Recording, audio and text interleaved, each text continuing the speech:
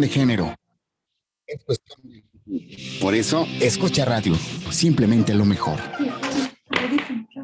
Es el mismo que tienes. No entra aquí. Es es de los lados.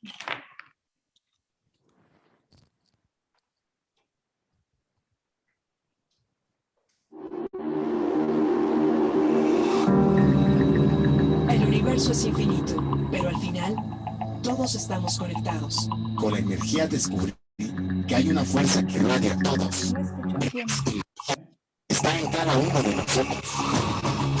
Emitimos nuestra señal desde Ángel Urraza, número 904. Colonia del Valle, Código postal 03100, Delegación Benito Juárez. Ciudad de México. Somos una estación que transmite vía streaming las 24 horas del día, los 365 días del año. Somos la primera estación del Grupo Escucha. ESK-UCHA. ESK-UCHA. Escucha radio. Imagina lo que escuchas. www.escucharadio.com.mx. Escucha radio. Imagina lo que escuchas. Diversión, entretenimiento, con la mejor actitud. En Escucha Radio, simplemente lo mejor.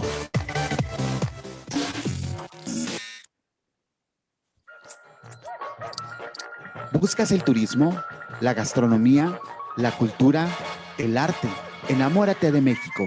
Esto es México en tu vida. Comenzamos.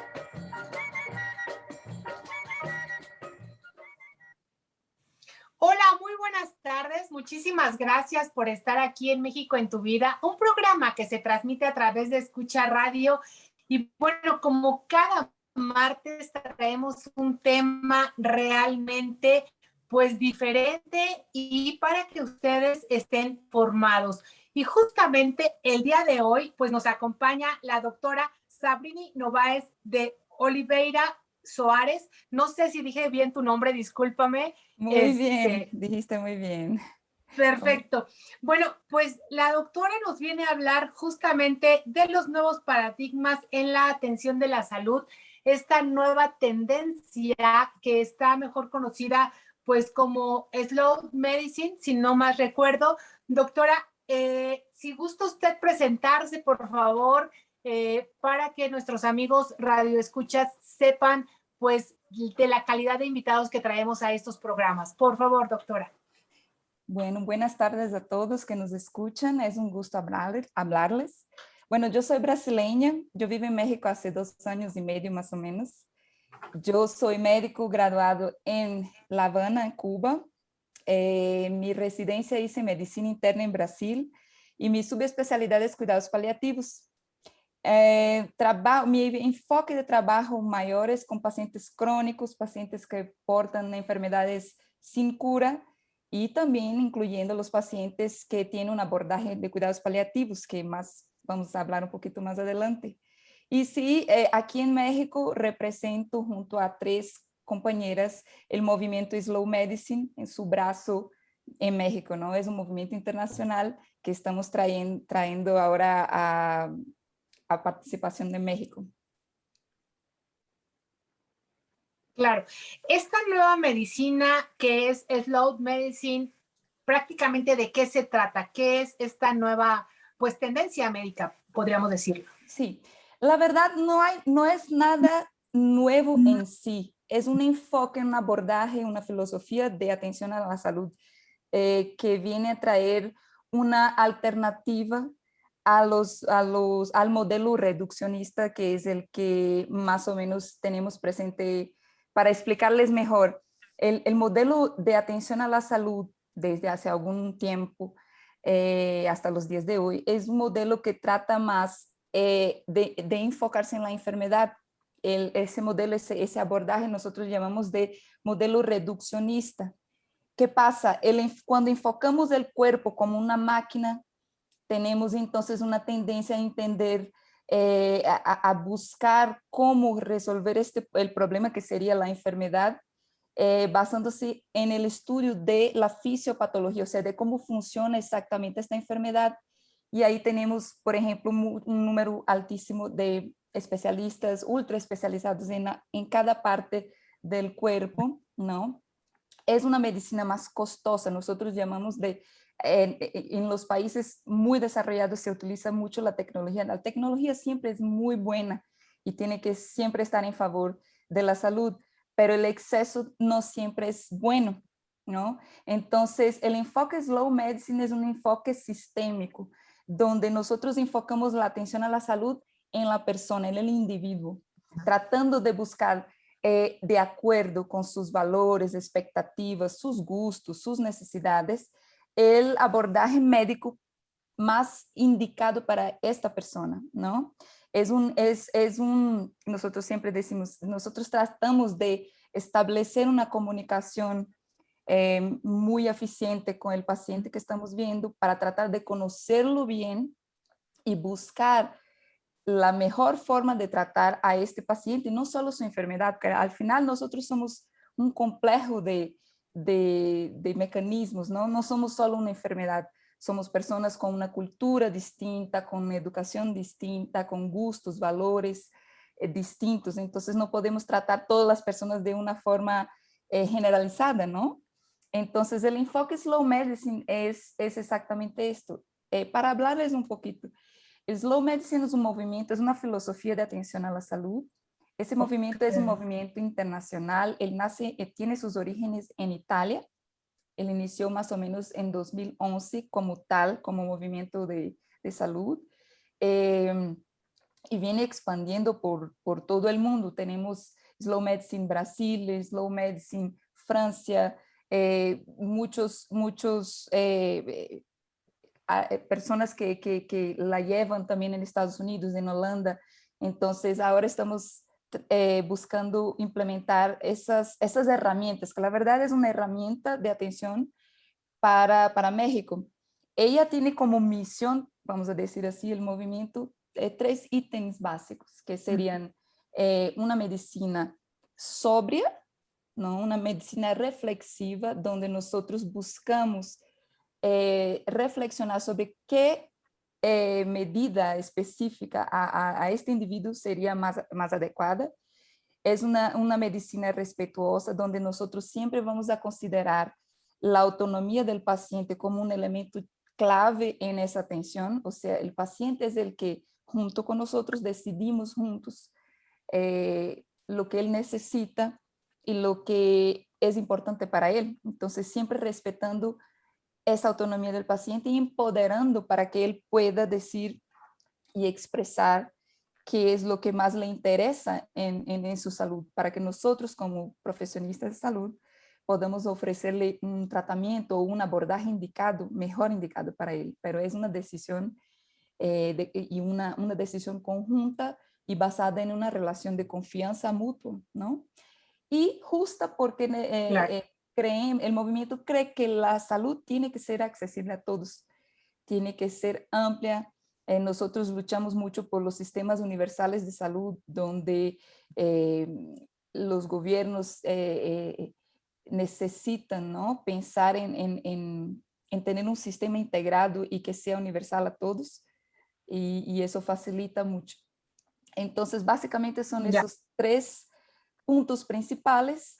Y claro, hay algunos principios que nosotros utilizamos, que más o menos he hablado un poco, pero son muchos, y siempre teniendo en cuenta que la tecnología tiene que ser en favor de nosotros. O sea, tenemos que saber usarla bien, basada en evidencia siempre, ¿no? Claro. Ahora bien, estos problemas de salud, pareciera que esta nueva tendencia médica viene a hacer como un traje a la medida del paciente, como qué es lo que se necesita y ya no como la receta generalizada, pues del padecimiento, ¿no? O sea, yo entiendo que quizá hay como una generalidad de acuerdo al padecimiento, pero también ese padecimiento tiene que ver con un desequilibrio, pues físico, emocional, mental quizá del paciente, y que aunque presente la misma enfermedad de otro paciente, digamos, no sé, se me ocurre una hipertensión que es como muy, muy común, no es, digamos que a lo mejor esa hipertensión tiene otras causas diferentes al paciente A que al paciente B, podríamos decir. doctora? Exactamente. Como decíamos, ¿no? Nosotros siempre hubo una tendencia a pensar que el cuerpo humano es una máquina y por ende trabaja igual. Y no, hoy sabemos, y sí sabemos, que no así funciona, ¿no? Hay muchos otros factores que han sido negligenciados a lo largo de algún periodo de tiempo, que es la cultura, la educación, las herramientas psíquicas que tiene este paciente, la capacidad de adaptarse, por ejemplo, la flexibilidad ante las enfermedades, la presencia o no de ansiedad, de traumas, o sea, el ser humano es algo muy complejo, las enfermedades no funcionan exactamente iguales en las personas, o sea, no tenemos cómo generalizar, ella no va a seguir un camino exacto para todas las personas, porque justamente todos esos otros factores influencian mucho. Por ejemplo, Claro. hay pacientes que no tienen un factor genético X de probabilidad de tener una enfermedad.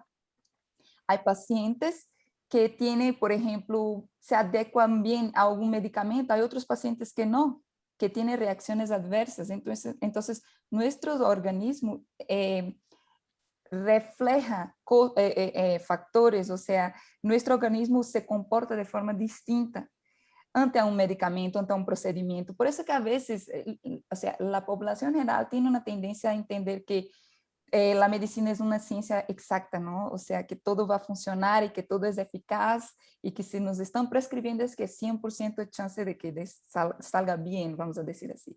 Y no siempre es así porque dependemos de este factor organismo, que es algo muy específico y peculiar. Claro, nosotros intentamos de todas las formas cubrir esos puntos y tratar de ofrecer un tratamiento que nosotros queremos que funcione, pero a veces con todo bien calculado, vamos a decir así, el resultado no se alcanza y a veces causa mucha frustración en el paciente. Entonces, por eso es que debemos de enfocar todo el cuidado en esta persona específica y no tener esas ilusiones de que, si el medicamento que mi vecina usa la curó, entonces yo voy a tomar porque igual tiene que funcionar para mí. No siempre es así.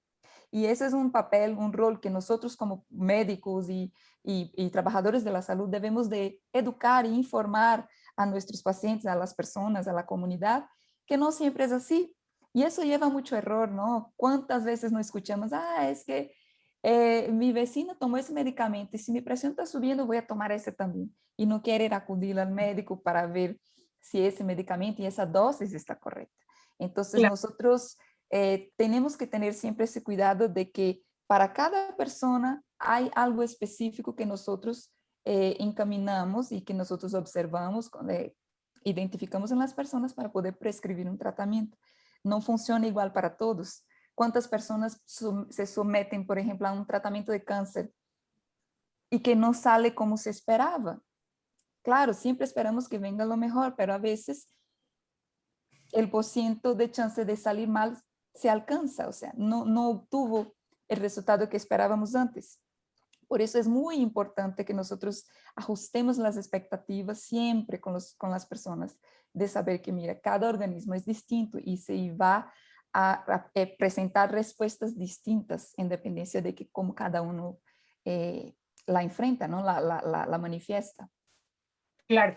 Ahora bien, es ir desde estos nuevos paradigmas de la atención a la raíz que provocó ese padecimiento, o sea, ir a la raíz, a la fuente, qué fue lo que ocasionó o a partir de dónde ocasionó esa situación. O sea, estos nuevos paradigmas ven de manera integral al paciente tanto en su mente como en sus sentimientos, sus emociones, porque Exacto. aquí me comenta Ana Lucía de California, nos están escuchando en California, un saludo, me pregunta que, por ejemplo, a su hijo a partir de que murió su papá le dieron convulsiones, entonces que si tendría que ver la partida del papá de estas convulsiones o son dos hechos aislados. Antes cuando vivía el papá no tenía las convulsiones. Muere el papá y al mes empiezan las convulsiones. Bueno, Ahí, buena pregunta. Así, en ese caso nosotros, claro, para dar una respuesta a esta pregunta, tendríamos que evaluar muy a profundidad este caso, ¿no? No hay como decirle así sin ver, sin entender cómo fue exactamente, o sea, sin examinar al paciente, sin investigarlo bien, si eso tiene relación o no. Obviamente, nosotros somos cuerpo y mente, ¿no? Todo influencia, claro que sí. Pero quizás en ese caso también puede ser que nada más que como hay ese evento de que la pérdida del papá y entonces coincidentemente pasa que esa persona empieza a presentar las convulsiones, ¿no? Y nosotros siempre tenemos la tendencia de asociar una cosa a otra, porque observamos las dos en el marco temporal de que fue la muerte. Entonces, si presentó después de la muerte de papá y antes no tenía, seguro esta es la causa. La respuesta no es tan sencilla, ojalá pudiéramos dar una respuesta sencilla de decir si eso es emocional o el factor estrés influencia. Claro, el factor estrés influencia mucho en en las enfermedades neurodegenerativas o neurológicas, en fin. Pero eso no es la única causa. Teníamos que investigar mejor a ese paciente a ver si no fue casualidad, porque también eso pasa mucho en la medicina, que de repente fue casual, fue un marco que a partir de su observación ella notó que eso pasó más y no necesariamente tenía la causa directa con la muerte o con el emocional, pero seguramente el emocional puede afectar mucho en las crisis, por ejemplo, de migraña, en las crisis el estrés empeora mucho las crisis convulsivas también. Entonces, teníamos que evaluar un poco más a la profundidad. Como decías, obviamente ese abordaje siempre tiene que buscar evaluar de una forma integral al paciente, porque somos un sistema complejo que todos estos mecanismos se influencian unos a los otros, tanto en la parte física, fisiopatológica, pero también con el estado psíquico. Entonces, siempre buscar la raíz del problema, obviamente, para tratar de abarcar mucho más las causas, no solamente físicas, por ejemplo, el sufrimiento psíquico, social, espiritual también se cuenta mucho. Entonces, sí tendríamos que abordar de una forma más amplia para poder dar una respuesta más acertada, ¿no? Claro, por supuesto. También tenemos, bueno, nos están escuchando Marta Muñoz, Elides del Carmen Narváez desde Venezuela, también Hernán Basante, Amparo Ledesma y Joel Mercado de aquí de México. Y bueno, la pregunta también que nos hacen es si estos nuevos paradigmas sirven para las personas que están teniendo ahorita una desgana, un cansancio, pues yo diría sí explicable por toda la pandemia y por todo el estrés que hemos traído a nivel internacional, pero esta desgana, este cansancio, estas ganas de no querer hacer las cosas o no tener pues el ánimo para hacerlo, ¿qué podríamos hacer desde estos nuevos paradigmas? Claro, como decíamos, ¿no? Aquí es muy importante principalmente la comunicación con su médico, con su profesionista que te atiende, ¿no? O sea, obviamente estamos viviendo ya un periodo ya de inicio, desde el inicio de la pandemia, ya un periodo prolongado de muchos cambios en nuestro cotidiano, ¿no? Nosotros nos quedamos reclusos en casa, prácticamente nuestra vida social ha reducido bastante, entonces obviamente todo, las preocupaciones, el estrés de no saber qué va a pasar, el miedo de morirse por una infección, el miedo de infectarse y infectar a sus familiares, el miedo de la incertidumbre de lo que va a ser, la pérdida de empleos, la cuestión económica que se ha afectado mucho, todos esos son factores que causan mucho estrés. Y el estrés de forma mantenida nos hace sentir muchos síntomas físicos, como exactamente lo que está diciendo, el humor más deprimido, ¿no? La falta de ganas de despertar y hacer algo nuevo, porque de repente tenemos que estar en casa, no podemos cambiar de aires, de repente tenemos miedo hasta dar una caminata por la calle o por un parque. Entonces, puede haber ansiedad y ahí vienen síntomas físicos como palpitación, como dolor en el pecho, hasta creer uno que puede ser algún, ¿no? De llegar, ay, Dios mío, un paciente me llamó es que creo que estoy infartando. La verdad, ese dolor en el pecho era parte de un cuadro de ansiedad.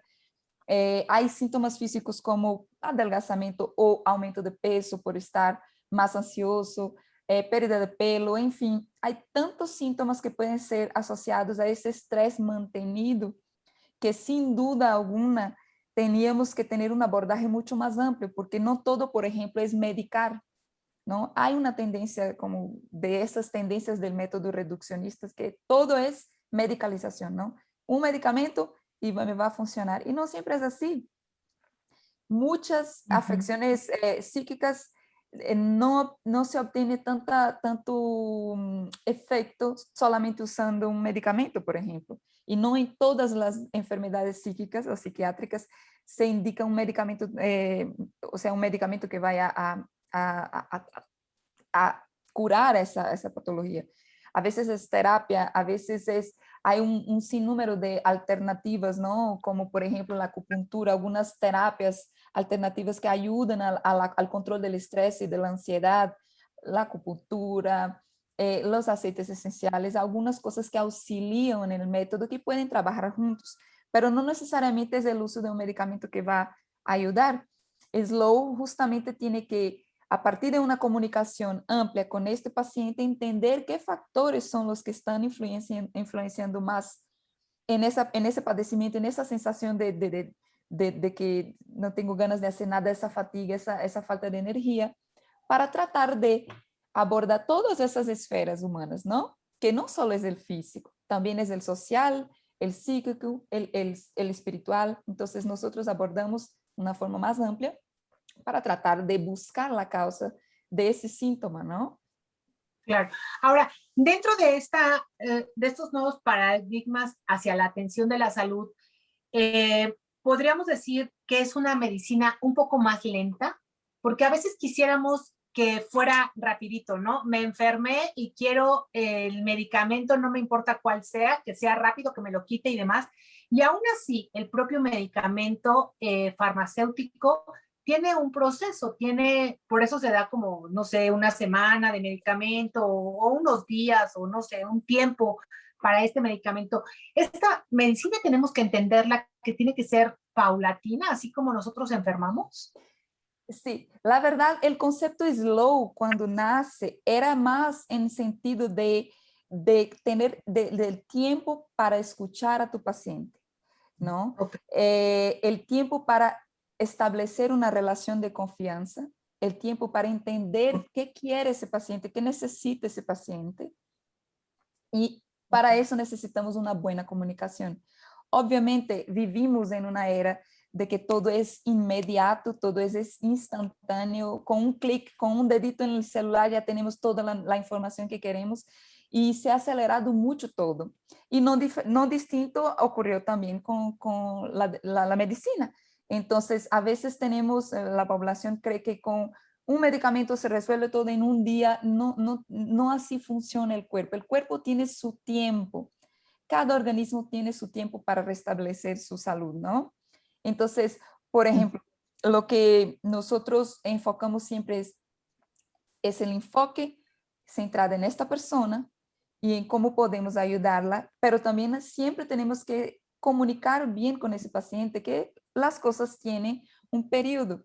Mira, pasa que, por ejemplo, hoy en los sistemas de salud, por ejemplo, en México, en Brasil es lo mismo, pero hay tan poquito tiempo para que el médico en un hospital, en una urgencia, consiga establecer con calma esta relación. Están tan estresados con el gran volumen que hay de pacientes, obviamente el sistema no consigue dar cuenta de tanta gente, ¿no? De tanta demanda en el sentido de tanta fila y tanta espera. Y a veces uno tiene como profesional de salud correr, pero es tiempo, cuando hablamos de slow, hablamos de tiempo de calidad. A veces un minuto escuchando al paciente podemos sacar tanta información. Hay un estudio que ya he mencionado en otra entrevista que he dado, que hay un estudio que dice que el periodo de tiempo en que un médico interrumpe al paciente en su habla es menos de 13 segundos. O sea, de la impaciencia que tiene ya de tratar de ser rápido, pero con 40 segundos el paciente ya da para que nosotros escuchemos bien, que lo entendamos lo que necesita, y eso se puede hacer con 1 minuto. Entonces, no es tiempo cronos, es tiempo de calidad de escucha para entender bien, ¿no?, qué necesita ese paciente. Lo mismo pasa con los tratamientos. Cada organismo va a responder de una forma. Nosotros necesitamos entender que él tiene un tiempo y que también no todo es instantáneo. Las resoluciones de los problemas no son instantáneas. Obviamente que hay condiciones en que tenemos que actuar más rápido, pero eso no quiere decir que no vamos a escuchar. Por ejemplo, en urgencias, uno puede pensar, ay, pero en la emergencia no hay tiempo de pensar, no hay tiempo de escuchar nada. Mientras estás evaluando el paciente, lo puedes escuchar. Entonces, 1 minuto no te va a quitar. Algunas señales puedes identificar, puede ser actuar más rápido, pero eso no quiere decir que tú tengas que hacer las cosas sin entender más o menos el contexto de ese paciente. Y sí se puede adaptar, ¿no?, en todas las áreas de la medicina, un poco más de reflexión para proteger al paciente, ¿no? Mientras más reflexión hay en lo que vamos a hacer y que vamos a decidir para un paciente, menos errores médicos hay, menos demandas hay. Mejor establece esa comunicación, más confianza, ¿no?, se establece entre paciente y médico.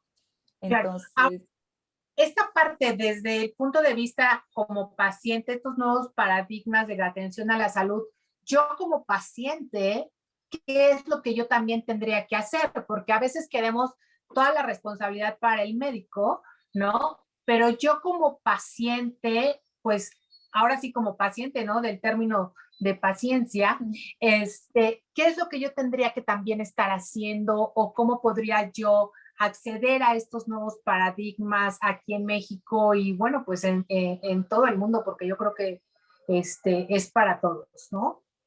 seguro.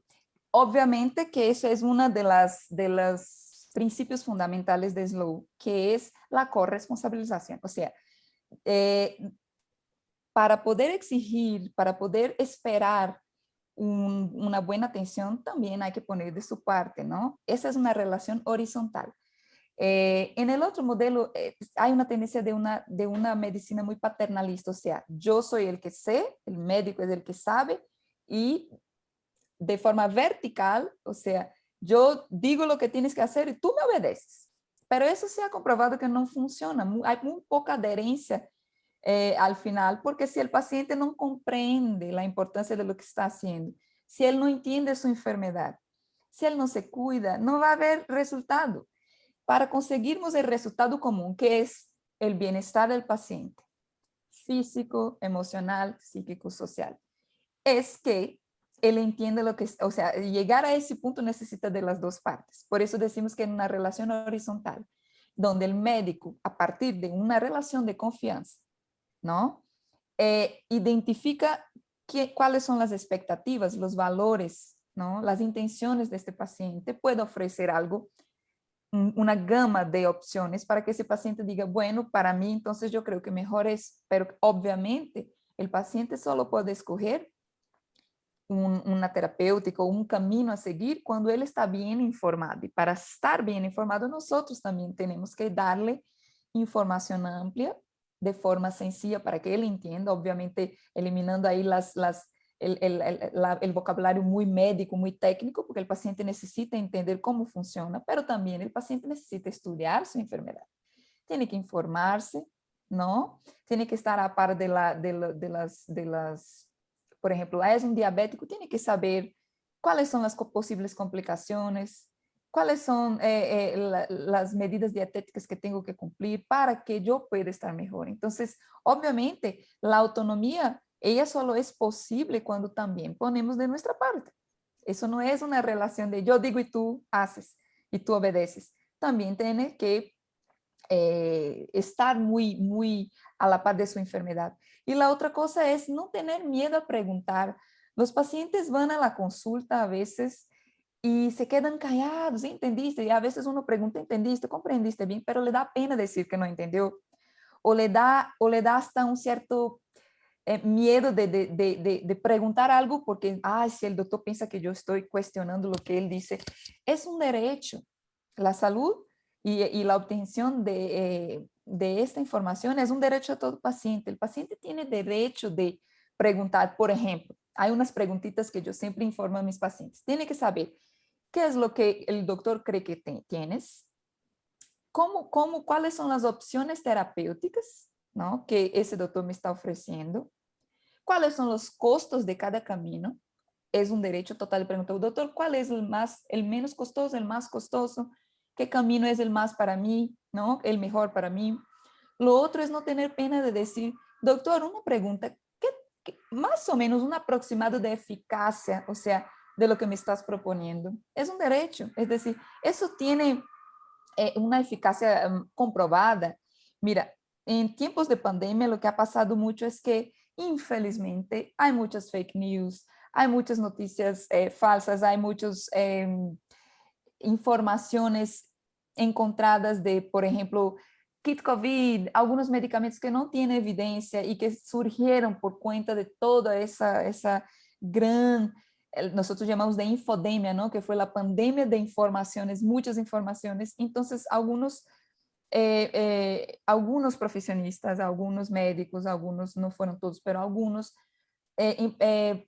prescribieron por miedo, por una medicina defensiva, porque el paciente llegaba y decía, es que yo leí en Google que tenía un kit COVID que me cura. Entonces, por miedo a decir que no, o por a veces decir, mira, voy a hacer eso porque para defenderme y que el paciente quiere, entonces voy a hacer. Siempre tenemos que decir más o menos la evidencia en que estamos basados para ofrecer un tratamiento, y siempre tenemos que tener eso en nuestra práctica. O sea, no podemos ofrecer cosas o tratamientos terapéuticos que no están, o sea, que no tienen evidencia segura para el paciente. Primero, para preservar su seguridad. Entonces, primero, no hacer daño. Esa es una ley que nosotros juramos, ¿no? Por supuesto. Además, ahora bien, esta gran importancia de hacer equipo, ¿no? Paciente médico, hay que hacer equipo. Y también hay que decir, cuando estamos tomando algunas terapias, ahora llamadas integrativas, antes llamadas tradicionales o, ¿cómo se llama?, complementarias, ¿sí? También indicarle eso al paciente, porque a veces, al no decir al paciente qué es lo que estamos haciendo por fuera, ¿no?, tomando, como yo digo, desde la hierba de San Juan, si no informamos al paciente, a lo mejor el tratamiento no es tan eficaz porque se contrapone. Digo, ya hoy está más que demostrado que hay medicamentos que se contraponen con alguna técnica herbolaria o con alguna otra técnica. Hay que informarlo, ¿no, doctora? Hay que hacer equipo y entender que lo más importante es, pues, la salud del paciente, el bienestar del paciente, más allá pues, no sé, de yo tengo la verdad y el paciente no sabe, porque hoy, Claro, ¿no? claro.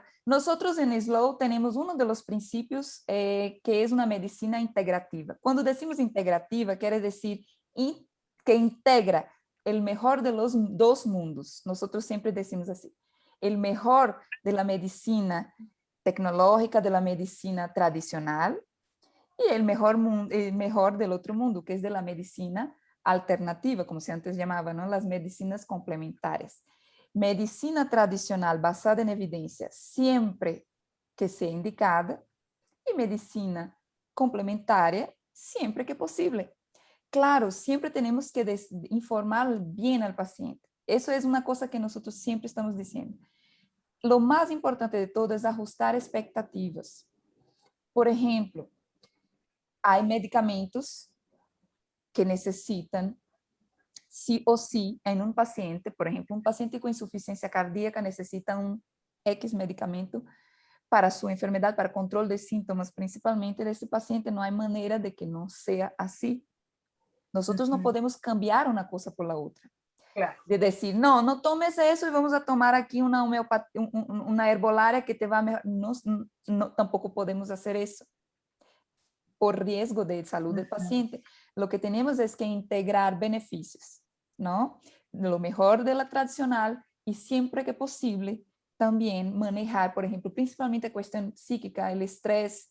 También se obtienen muchos beneficios con acupunturas, con todo el manejo de estrés y ansiedad que va a ayudar consecuentemente en el cuadro de descompensaciones de enfermedades cardíacas, por ejemplo. Tiene un factor importante el estrés. Entonces, es unir esas dos cosas y es trabajar en equipo siempre y ajustar expectativas, ¿no? Ajustar las expectativas del paciente. A veces el paciente tiene toda su fe en no sé, vamos a decir así, en una terapia que no es reconocida como con evidencia y abandona su tratamiento tradicional de una quimioterapia o de un tratamiento oncológico complejo porque le dijeron, porque le prometieron, que siempre hay personas de mala intención que pueden prometer cosas que no son reales y a veces abandonan el otro tratamiento tradicional para seguir una falsa propuesta. Entonces hay que tener mucho cuidado con las dos cosas. Hay que integrar bien y para eso hay que informarnos muy bien, ¿no? Claro. Ahora bien, pasando a esta parte que también es de su especialidad y estos nuevos paradigmas en la atención, pues ahora sí que de los crónicos, ¿no? De los crónicos degenerativos, de los cuidados paliativos para todas estas personas. Esta medicina, ¿cómo se integra? ¿Por qué? Porque aquí me dicen, a mí el médico me dijo que me tenía que acostumbrar al dolor, que me tenía que acostumbrar a que sintiera yo esa sudoración, ¿no? O inclusive, pues tómate esta pastilla de por vida, inclusive me dicen que esta persona, bueno, también le diagnosticaron un médico, pues ahora sí que alópata de medicina científica, y que ya lleva 5 años con el mismo medicamento. Y cada vez que va, en vez de decirle o cambiarle el medicamento o la dosis, todo, sigue tomando por 5 años la misma dosis. Entonces, ¿qué pasa aquí, doctora, también? Sí, y ese es un problema un problema que tenemos que poner mucha atención. Nosotros, por ejemplo, las grandes causas de mortalidad hoy en el mundo son las enfermedades crónicas, son las enfermedades cardiovasculares y el cáncer. En México hay en México es interesante porque la segunda causa no es el cáncer, es la diabetes mellitus. Entonces, en México tenemos una población, por ejemplo, de hipertensos entre 30 y 38% y la mayoría no está diagnosticada, ¿no? Son enfermedades crónicas que no tienen cura. La diabetes es más o menos 10,8% de la población, también hay muchos sin el diagnóstico. Entonces, las enfermedades crónicas son una parte muy importante que tenemos que poner mucha atención en los servicios de salud porque la tendencia es de aumentar, de tenernos más pacientes con enfermedades crónicas. ¿Y qué pasa con las enfermedades crónicas? Las enfermedades crónicas obviamente no tienen cura, pero son enfermedades que tienen tratamiento, tienen una gama de posibilidades de tratamiento y de control, ¿no? Ahí entran los cuidados paliativos, como bien has dicho. Los cuidados paliativos es un enfoque de cuidado a la salud, es un área del estudio de la salud en que el enfoque principal es el sufrimiento. A veces, o sea, se fue muy difundido que paliativos es el paciente que está muriendo. No, eso es un equívoco. Cuidados paliativos son los cuidados enfocados en el sufrimiento humano. Sufrimiento que puede ser psíquico, físico, espiritual y social. El abordaje del cuidados paliativos es un abordaje muy complejo y muy completo, integral, que es algo que está muy dentro de Slow Medicine. ¿Qué pasa? Esos cuidados son enfocados a un otro abordaje, que es la calidad de vida de la persona, ¿no? Eso que dijiste es muy común en América Latina, que es, si tienes una enfermedad que no tiene cura, tienes que aguantar el dolor. Tienes que aguantar porque no hay cómo curar, o sea, totalmente al revés. Cuidados paliativos justamente vienen para tratar de estos sufrimientos, que pueden ser muchos síntomas. A veces no puedes ofrecer la cura, pero puedes ofrecer a este paciente control de sus síntomas, control de la náusea, control del dolor principalmente, ¿no? Tenemos hoy disponible especialidades específicas para tratar junto con cuidados paliativos, por ejemplo, los algólogos, solo el dolor crónico, pacientes que sufren toda la vida dolor. El dolor no es para sentir, tenemos herramientas para controlar, ¿no? La gente no tiene que estar sufriendo de dolor, ¿no? Síntomas como estreñimiento crónico, pacientes que tienen alguna obstrucción, ¿no? La falta de aire, pacientes que tienen enfisema, tenemos como controlar todos esos síntomas. Y el enfoque de cuidados paliativos es justamente síntomas, no solo físicos, como había dicho, de todas las otras esferas, ¿no? Una cosa que es muy importante es que todavía hay mucho desconocimiento de qué es el cuidado paliativo, ¿no?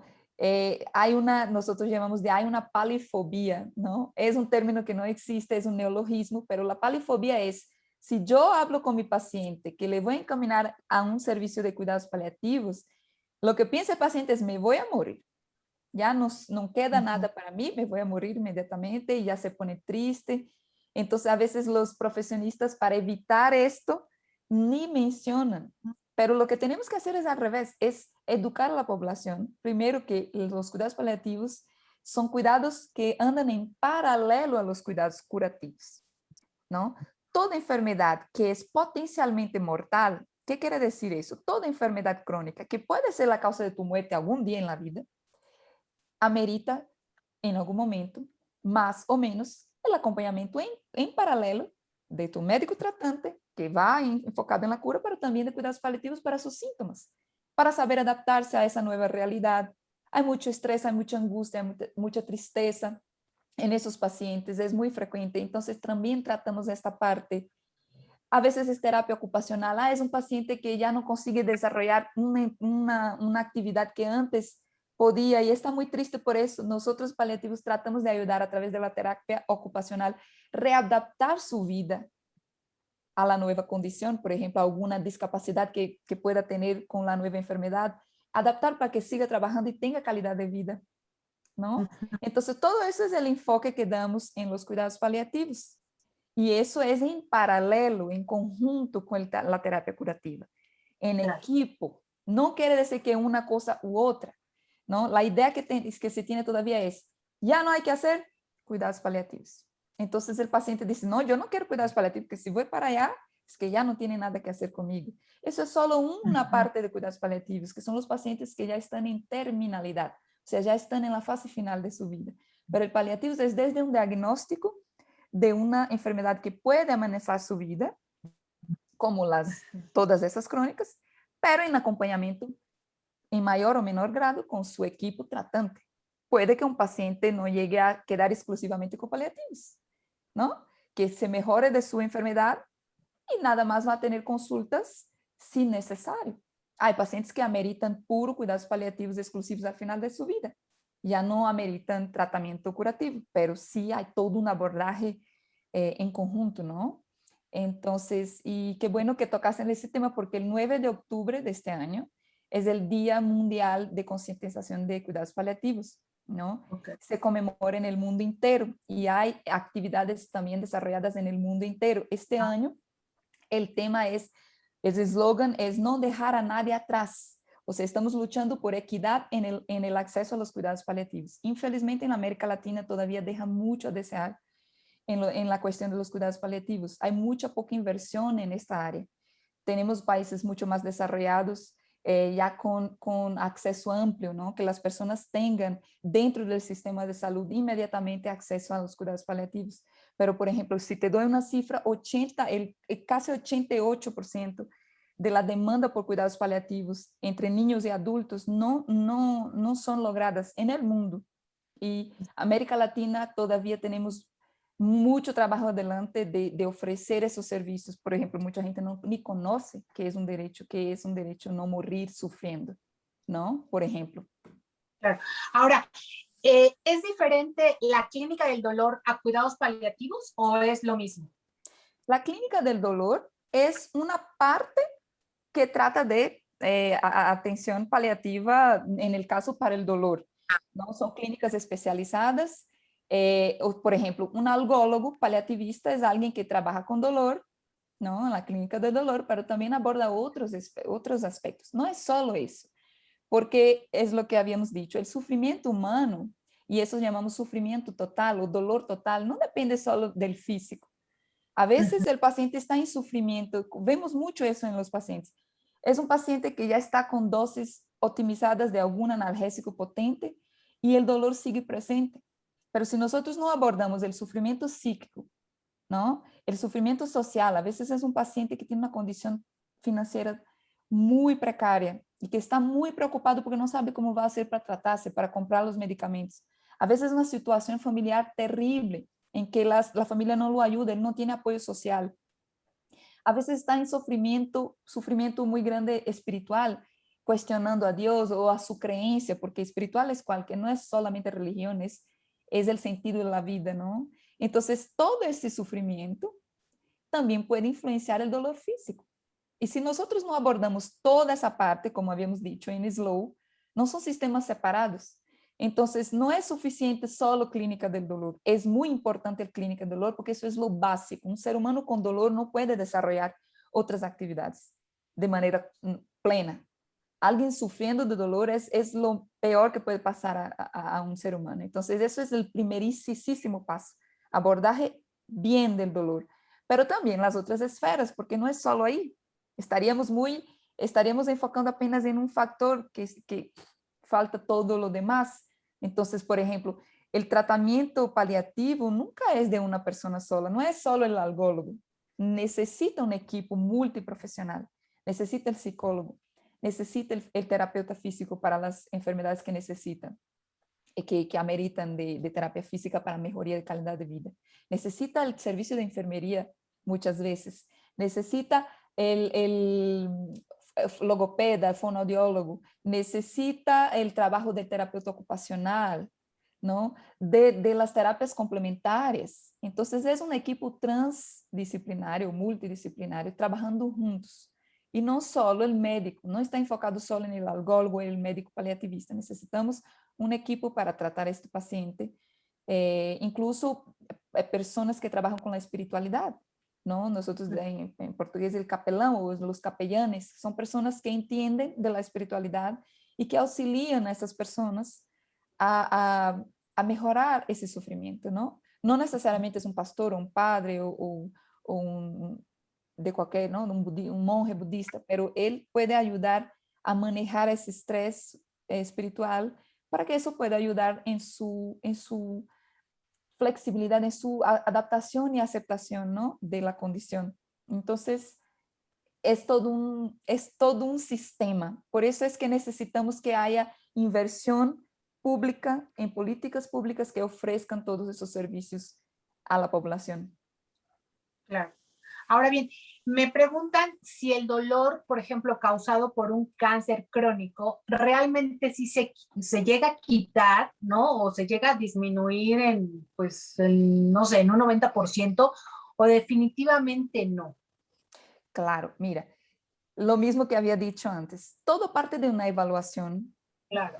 Obviamente, no, las respuestas no son tan sencillas, pero con toda la seguridad hay herramientas para un control muy importante del dolor, muy importante. Hoy hay disponible terapias multimodales, o sea, no solo un medicamento en dosis amplias, pero utilizando rutas del mecanismo de dolor y utilizando medicamentos que ataque cada ruta de esta para obtener un alivio en este dolor, porque son muchos mecanismos que pueden generar el dolor, ¿no? Mecanismos inflamatorios, mecanismos neuropáticos. Entonces, el estudio complejo de ese mecanismo de dolor que tiene el paciente, por ejemplo, con cáncer, ¿no?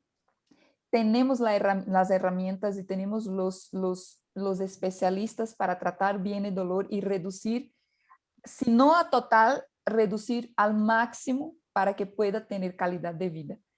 Hasta los dolores más insoportables, hasta los cuadros de mucha intensidad, tenemos opciones que traigan calidad de vida. Y aquí me gustaría decir que cuando un síntoma, por ejemplo, digamos, este dolor crónico por cáncer intenso, cuando nosotros a partir de esa terapia multimodal, tenemos varios medicamentos con dosis ajustadas para ese paciente, evitando también los efectos adversos de dosis muy altas, pero utilizando varios, podemos reducir esa dosis. Si este paciente no alcanza un alivio que lo pueda dejar vivir bien, vamos a decir así, nosotros tenemos escalas de evaluación, ¿no? Un dolor que sea tolerable. Si ese síntoma es intolerable, nosotros decimos que es refractario, o sea, no tiene... todas las medidas que utilizamos no surtieron efecto bien, para el bien del paciente.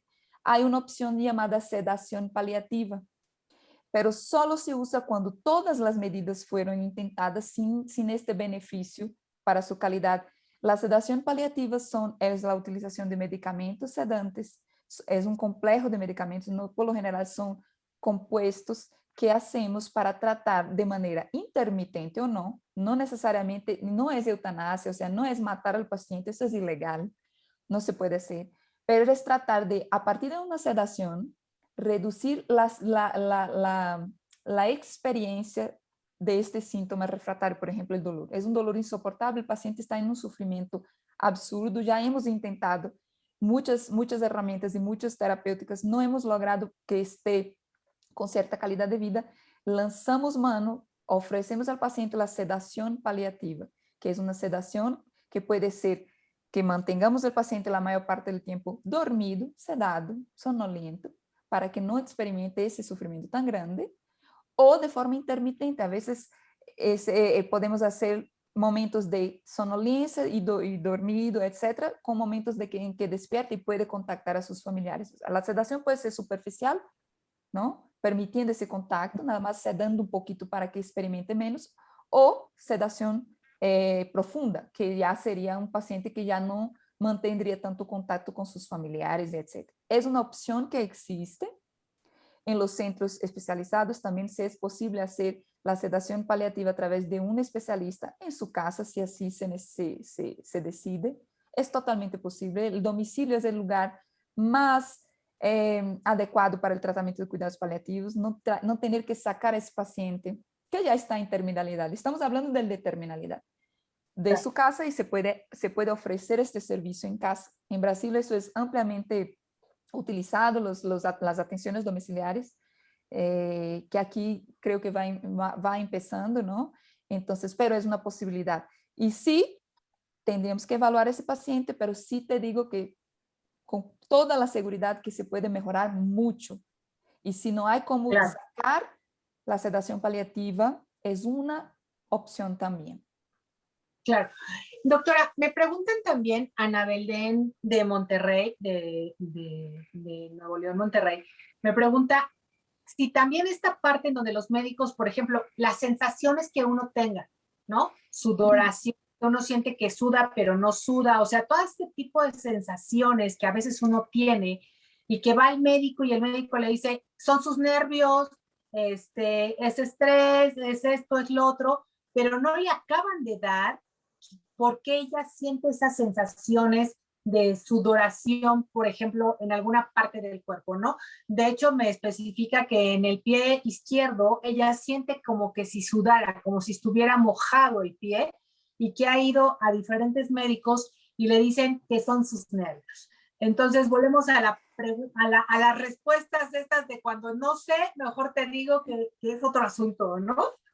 Ese es un problema frecuente porque nosotros médicos tenemos una resistencia en decir que no tenemos las respuestas para todo. Es una falsa sensación que nos da de que si yo digo que no sé qué es lo que está pasando, no va a confiar en mí. Pero tenemos que acordar a la población, a la comunidad, que la medicina no es una ciencia exacta, ¿no? No es, infelizmente, no tenemos respuesta para todo exactamente. Entonces, a veces este movimiento hace con que muchos doctores no consigan expresar eso por miedo a que el paciente piense que es un fracaso, que no sabe, que no estudió, y no es así. Muchos síntomas nosotros no tenemos explicación exacta, pero siempre se puede escuchar, ¿no? Entender lo que está pasando, porque el que sabe de su cuerpo es el que está sintiendo. El movimiento de nosotros, profesionales, siempre tiene que ser el de acoger a este síntoma que me está expresando mi paciente y tratar de ayudarlo de alguna forma. La propia comunicación ya ayuda mucho. Entonces, si yo escucho bien, si yo entiendo, mira, el paciente me está diciendo que siente una sensación de pie mojado, ¿no? Cosa que, obviamente, si tú examinas no lo sentiste, pero el paciente tiene la sensación. Eso puede ser alguna señal de enfermedad neurológica, por ejemplo. Y neurológica, que digo, de neuropática, o sea, de nervios. alguna sensación de que no es real, pero el cuerpo siente como real. Puede pasar perdón, en la neuropatía diabética, por ejemplo, ¿no? De los nervios periféricos, de sensaciones que son fantasmas, sensaciones que no son quizás reales físicamente, pero que el paciente lo siente. Por ejemplo, es muy común que los diabéticos crónicos que ya tienen neuropatía digan, es que siento como si estuviera puesto medias, no siento bien mis plantas de los pies, es como si yo estuviera puesto medias durante todo el día. Eso es un síntoma y eso se puede tratar, ¿no? Entonces, mi indicación es que siempre busque a un médico, que puede ser un internista, que puede ser alguien que tenga ese abordaje, que entienda de las enfermedades crónicas y, por ejemplo, en el caso específico de la persona que nos ha hablado, es que busque, por ejemplo, si ella es diabético, tiene algún trastorno de alguna enfermedad de base, que busque y que diga sus síntomas, que puede realmente ser alguna alteración de nervios, ¿no? Nervios, digo, nervios periféricos, no de los nervios. Y claro que siempre hay también manifestaciones físicas de la ansiedad. No podemos descartar también esa posibilidad, porque a veces decimos es que la mente puede expresar físicamente algunos síntomas, como he dicho anteriormente, dolor en el pecho, palpitaciones, ¿no? Sensación de que me voy a desmayar, ¿no? Todo esto también puede tener una relación y una influencia muy importante de cuestiones psíquicas. Entonces, pero no siempre la explicación viene de ahí. Teníamos que hacer una evaluación más amplia, ¿no? No es tan simple. No sé qué es emocional, ¿no? Teníamos que hacer un abordaje más complejo y más completo para saber qué tanto puede ser emocional y qué tanto puede ser influenciado por el emocional, porque siempre hay una parcela de influencia, obviamente, pero también puede ser tratable, ¿no? Puede ser tratable con algún medicamento. Por ejemplo, las neuropatías pueden ser tratadas. Claro. Doctora Sabrini, ¿algún comentario final? ¿En dónde la podemos encontrar? ¿Qué nos espera con estos nuevos paradigmas para la salud? Bueno, agradecer mucho la invitación por hablar un poquito. Son temas que son muy necesarios de que hablemos un poquito más entre los propios profesionales de salud. Todo es en cuestión de tratar de mejorar la atención que ofrecemos a los pacientes. Eso no se trata de una competencia, si la medicina X es mejor o si la medicina Y es la mejor, es tratar de integrar más, de enfocar nuestra práctica en la persona, ¿no? En la persona que es el paciente, que es quien nosotros, es nuestro objeto de estudio, vamos a decir así, y tratar de establecer esa comunicación y ese rescate de esa relación de confianza, principalmente entre médico y paciente, esa relación que es la base fundamental de la salud y del tratamiento médico, de la medicina como tal. Yo atiendo, doy consultas en la clínica RE, que queda en Avenida de Universidad. Es una clínica, es un coworking de salud. Ahí doy consultas. Y los espero por si necesitan. Nosotros ahí abordamos más. Yo trabajo con una psicóloga y trabajamos en equipo. Com um fundamento slow medicine, de uma forma mais integrada e buscando enfocar la atención en la persona.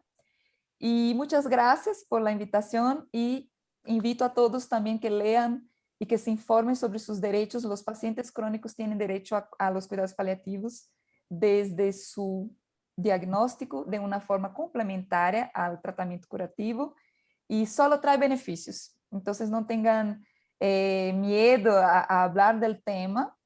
Necesitamos necesitamos hablar más del tema porque necesitamos que los gobiernos y las políticas públicas vean a esas personas que necesitan ese derecho, ¿no? O sea, y que haya implementación de políticas públicas para los cuidados paliativos. Eso es lo que pedimos con el día 9 de octubre y que van a ver charlas y muchos eventos van a estar en línea para saber un poquito más sobre cuidados paliativos. Claro. Pues muchísimas gracias a la doctora Sabrini Novaes de Oliveira, Soares. Perdón, una cosita más, perdón. A los que se interesaron por Slow Medicine, nosotros tenemos la página slowmedicine.mx, ¿no? Que es nuestra página web aquí en el brazo del movimiento internacional, pero en México. Somos 3 personas que llevamos este movimiento aquí, que es la psicóloga Arely Guerra y la doctora Rosy Parga de Monterrey, y Arely es de aquí de Ciudad de México, y nosotros llevamos esta página en ayuda y mutua con los movimientos internacionales, y también tenemos un Instagram que es Slow Medicine México, por si se interesan en saber un poquito más cómo funciona y qué es, ¿no? Claro, con todo gusto. Pues muchísimas gracias, doctora, por este nuevo paradigma en la atención a la salud. Muchísimas gracias, Antonio Vázquez, nuestro director general en Escucha Radio, a Janitzin López por el diseño y las redes sociales, y a ti que nos escuchas cada martes en punto de las 17 horas aquí en México en tu vida. Pues esta semana haz algo diferente. La salud no es una meta, es un camino. Y empieza a mirarte tú, cómo te sientes, cuáles son los síntomas o cómo está tu salud en general. Y en general estoy hablando desde la alimentación, la física, la emocional, la mental y por supuesto, pues también en cualquier enfermedad que pudieras tener. No quiero decir que todos tengamos una enfermedad, pero sí, si tienes algún síntoma, por supuesto. Y pues acércate a los profesionales de la salud, acércate a tener esta medicina integrativa, como lo bien dice la doctora Sabri. Y bueno, pues te dejo un abrazo de corazón a corazón, lleno de luz, y hasta que nos encontremos, soy Angélica Mayén. Hasta pronto. Muchas gracias. Gracias. México ya está en tu vida. Te esperamos la siguiente emisión para seguir con más gastronomía, cultura y arte.